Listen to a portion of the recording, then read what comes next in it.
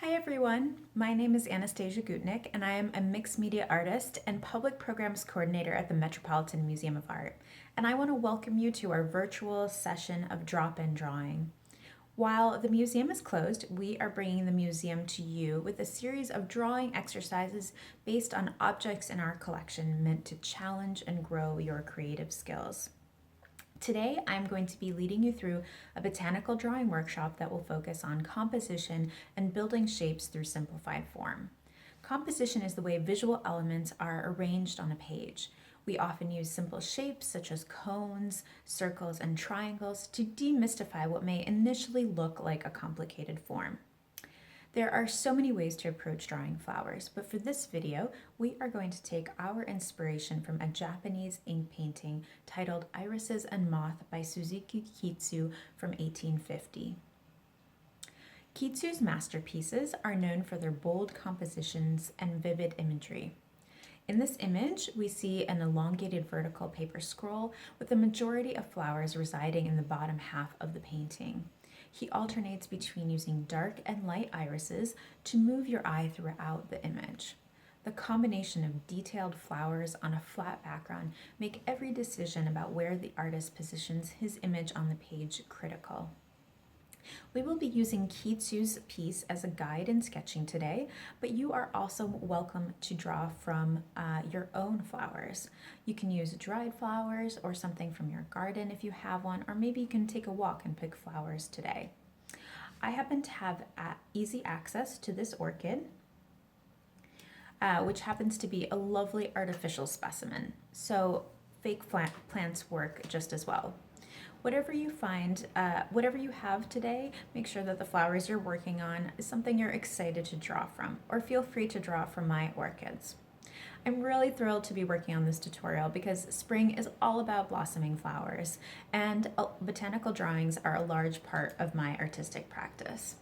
For this exercise, we will be using a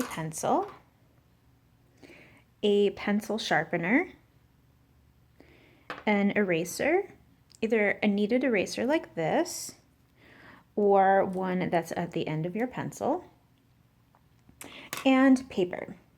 I'm using sketchbook paper, but anything that you have in your house will do, including printer paper, notebook paper, or even a deconstructed paper grocery bag.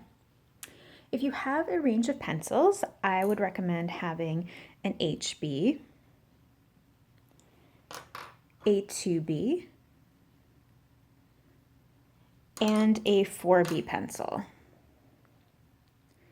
These numbers determine the softness of your pencil.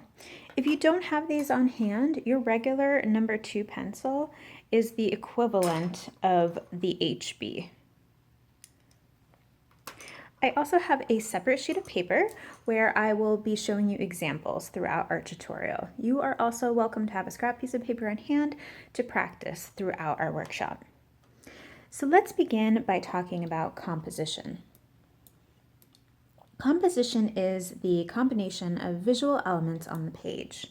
It is the way that the artist moves your eye throughout an image. A successful composition will keep your eye engaged in the artwork. For instance, in our inspiration image of the irises, your eye moves quickly to the bottom of the painting as the flowers take up a dramatic portion of the lower half of the painting. The position of the moth, high up on the painting, will circulate your vision towards the top of the work. This continues to move your line of vision from top to bottom. The artist also uses the repetition of the iris leaves at the bottom to move your eyesight around the image from side to side. This type of motion engages the viewer and creates visual excitement. So now it's our turn to create composition. For my orchids, or whichever flowers you are using, we are going to very loosely lay out our composition in thumbnail sketches and pick our favorite. These are meant to be very quick. So I'm going to draw a box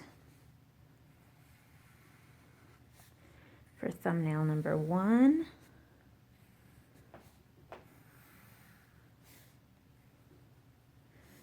Okay, Okay, so for this thumbnail, I am going to position the flowers in the very center of our thumbnail, resting at the bottom with full view of our flowers. So notice how, for instance, in my orchids, there is a strong central stem.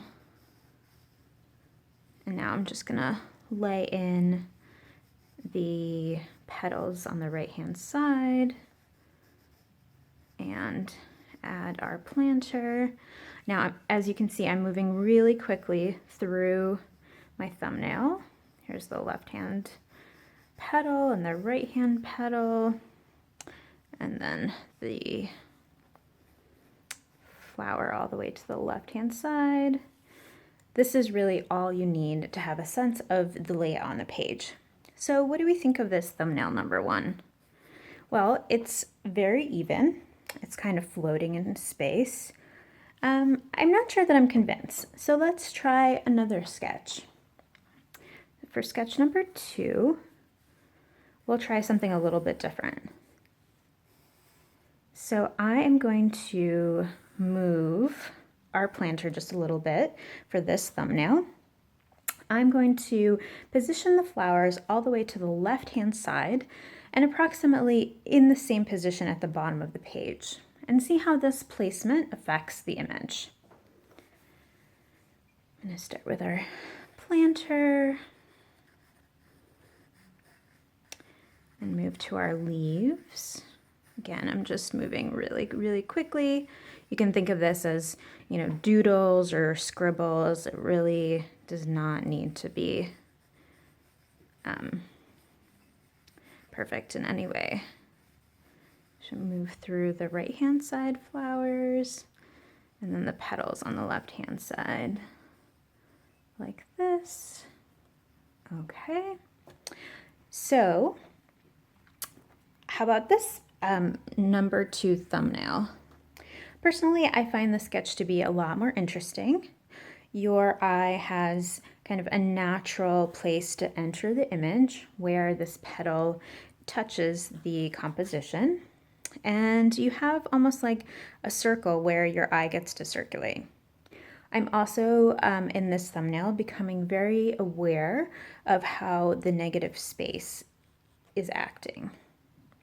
So for sketch number 3, I'm going to take whatever I liked from my previous thumbnails, but accentuate it. So feel free to, if you're drawing from my flowers, these orchids, if you are really interested in this type of layout, you can work with that or whatever you are working from. So let's go ahead and draw thumbnail number 3.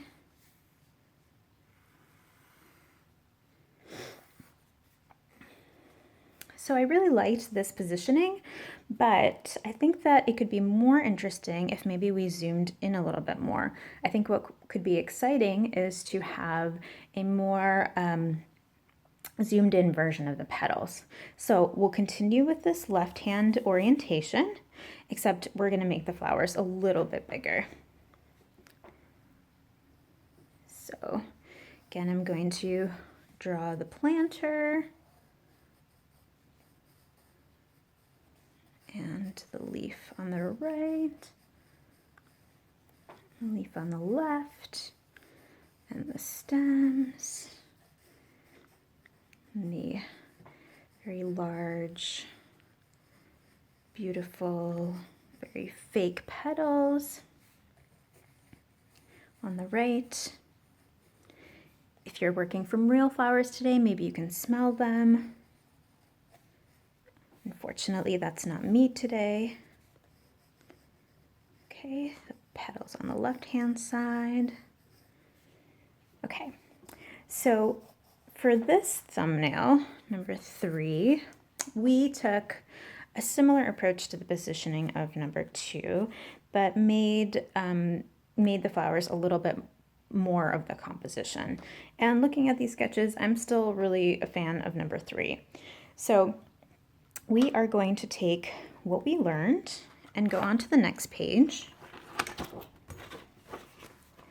So this is going to be the drawing that we work from. No, it's not intended to be a one-to-one transfer from your thumbnail. We're just going to keep what we learned as a loose guide in the back of our head as we do the sketch of this image. So I am going to hold my pencil in kind of a side grip like this, and kind of very quickly, similarly to the way that we started off with our thumbnail sketch, and sketch out the shape of the flowers. So this is also where our concept of the breaking down into simple shapes will come into play. So for instance, we're going to start with this planter, and the top of the planter is kind of a oval like this, and the bottom of the planter is almost a triangular form. And again, we're just gonna very, very quickly kind of sketch these in, and you will have more time to refine them and kind of find their nuance. But for this sketch, we are just going to lay this down on the page. Okay, so now we move into the leaves. I'm going to move to the left-hand side again, looking at what is the generalized shape of that leaf. It's also kind of like this long oval with another oval that is elongated, and an oval that's on the right-hand side, the leaf that's on the right in the back. And don't worry about making it perfect. We will have plenty of opportunity to refine. Okay, so now we're going to move into that stem, the right-hand side of the stem, the left-hand side of the stem, and just lay that in there, then move over to the right. Okay, so now we are about to get into the top rightmost flower, and I want to take this moment to kind of go over to our side paper over here and also think about how we can simplify the shapes of these flowers that may initially look intimidating and complicated. So drawing from the petal that's on the very central top petal, kind of is oval, and for our beginning sketch, that's really kind of as much as we need in order to capture it. And then it has another large petal peeking out from behind it. Then in the middle, it's almost like a circular shape and a little bit of a cone shape for this centerpiece. And then to the right, we have another petal peeking out this way. And so you can see that the way that I'm going to approach laying this down is going to be very, very approximate at this stage in my drawing. So another petal that goes over here, and this is really just intended for us to get a sense of where everything is on the page, and then we'll come back and further refine how it looks. So let's go back to our drawing, to that same flower. So again, here's kind of the oval of that top petal, and the side petal, and we have that centerpiece. So we really don't want to get caught up in trying to figure out exactly how this looks at this moment. And kind of this petal at the bottom. Okay, and right over this really nice flower, we've got a couple of more petals that we can see peeking out from the back.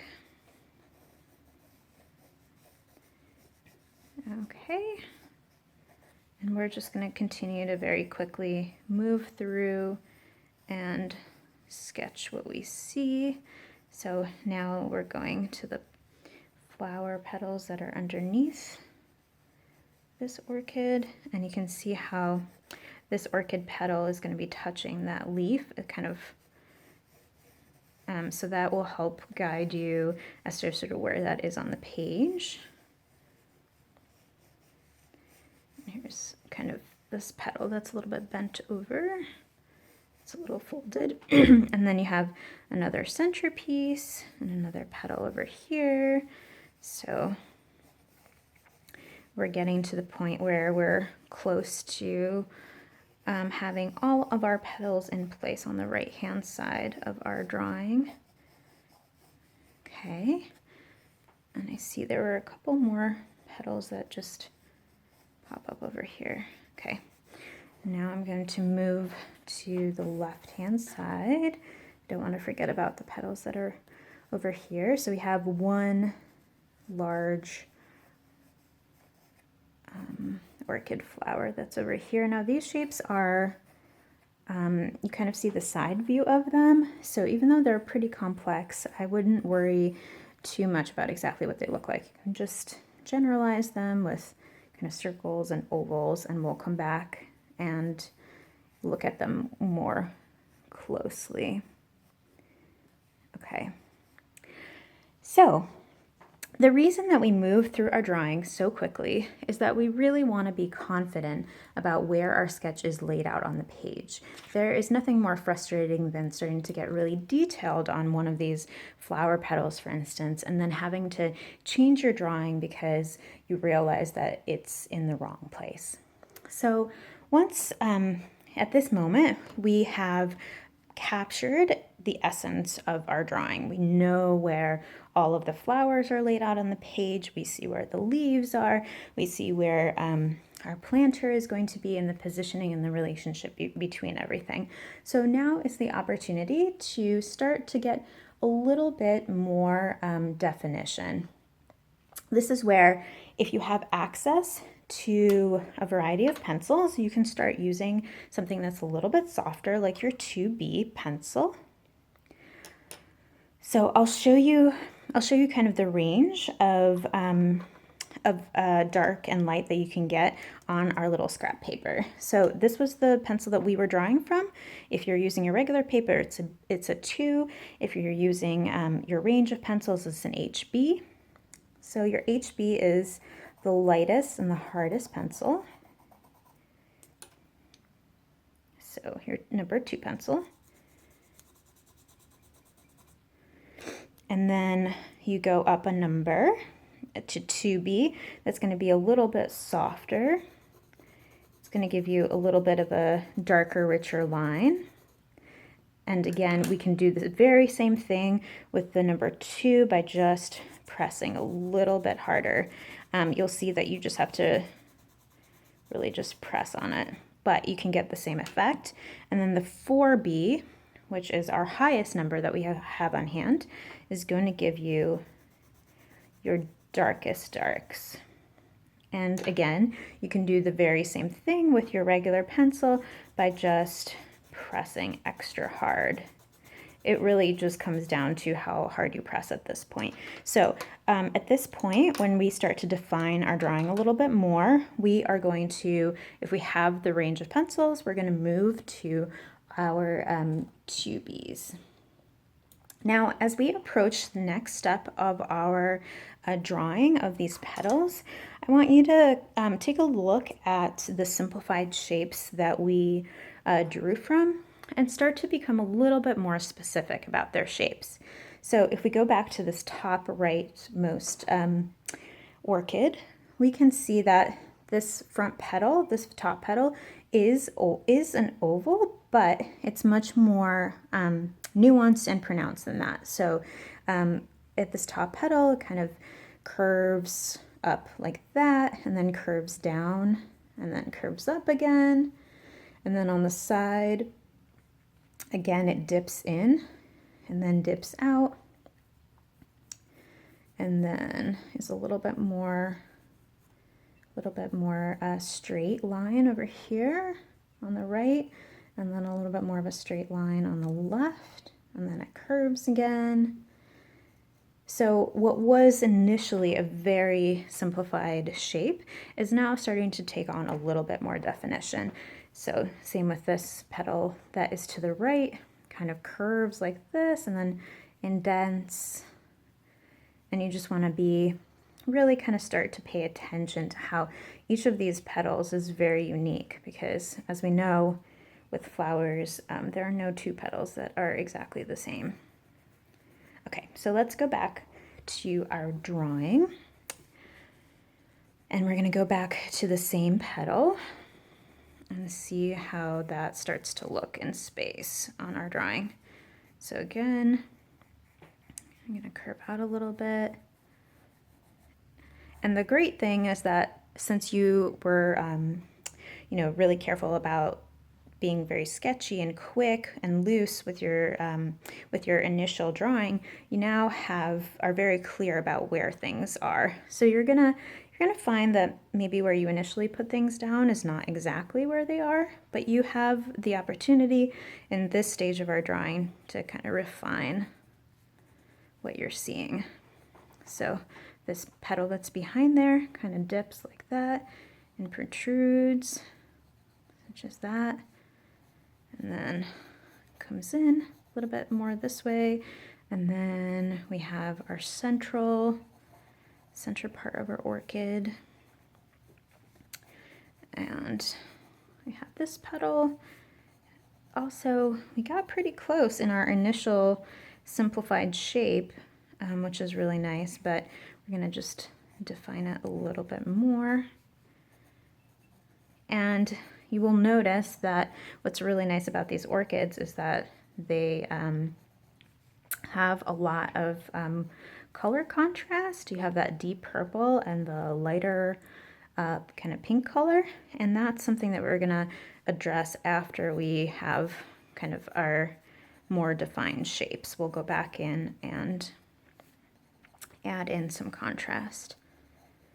Okay, so we've got the generalized shape of this orchid. Okay, and now this petal that's tucked behind here, that dips in here, and then comes out again. Okay, and then we're just going to continue. We're still moving fairly quickly at this stage because we still haven't really, gotten to the point where we're doing any kind of final definition. But we are still going to be moving relatively quickly because we are still kind of figuring out the exact layout of where everything is on this page. Okay, this is the petal that's kind of folded over, and what that looks like is that top of this petal actually dips in and then out and then in again, and then it's almost like a triangle, kind of a triangle with kind of circular sides. Okay, and then we have another center circle and this little cone, and we're just gonna keep moving throughout our drawing as we pay close attention to what each of these petals look like.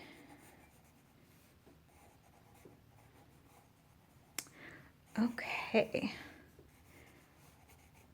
so when you've gotten to that point where you are pretty satisfied that you're convinced that these flowers and petals are in the place that you want them to be, you can really start to accentuate areas by putting in contrast. We can add sharper lines with the point of our pencil, such as this,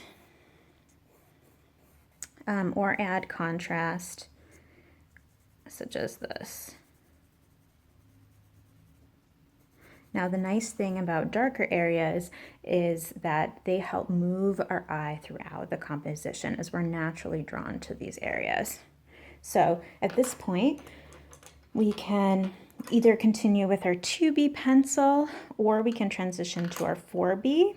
I'm going to continue kind of laying in a little bit more of that darkness with the 2B pencil, and then at the very end I'll come in and hit the darkest points with our 4B. So I'm going to go back to our planter. So that's an area that have not touched a whole lot since we started.